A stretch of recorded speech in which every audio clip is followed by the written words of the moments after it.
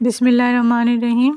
آج کی ویڈیو میں ہم یہ دیکھیں گے کہ کون کون سے لمحات یوسف علیہ السلام کے ساتھ زلیخا کی شفقت کو محبت میں بدلنے کا سبب بنے۔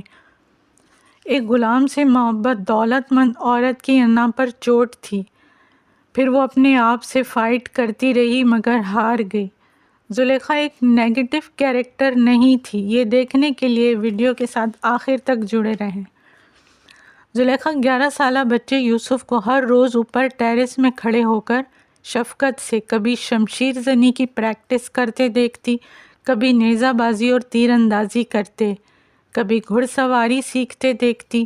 چونکہ اس کی اپنی کوئی اولاد تھی ہی نہیں اور وہ جانتی تھی کہ پوتیفار باپ بننے کے قابل نہیں، زلیخا کی تمام تر توجہ کا مرکز اب یہی 11 سالہ بچہ یوسف تھا۔ وقت دھیرے دھیرے سرکتا گیا، وہ بڑا ہوتا گیا۔ ایک دن پریکٹس کے دوران رودامون گر گئے۔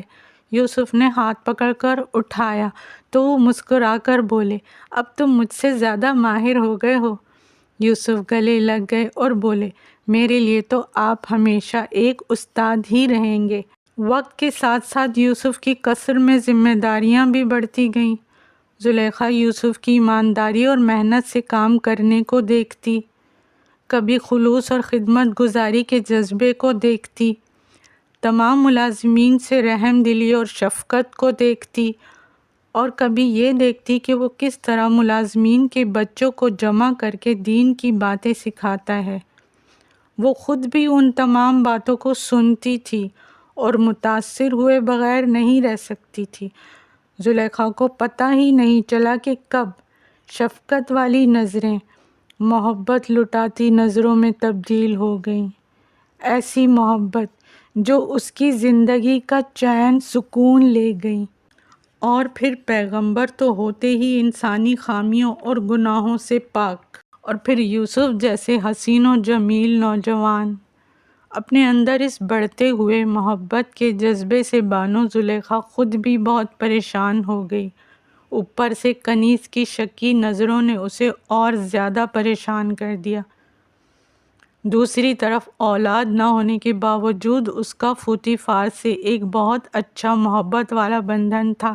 تیسرا یہ کہ ایک دولت مند عورت کی انا پر یہ ایک بہت بڑی چوٹ تھی کہ وہ اپنے ہی غلام کی محبت میں گرفتار ہو گئی تھی، لہٰذا اندر ہی اندر وہ اپنے آپ سے کئی محاذوں پر لڑتی رہی، مگر محبت سیلاب کی طرح اونچی سے اونچی ہوتی جا رہی تھی۔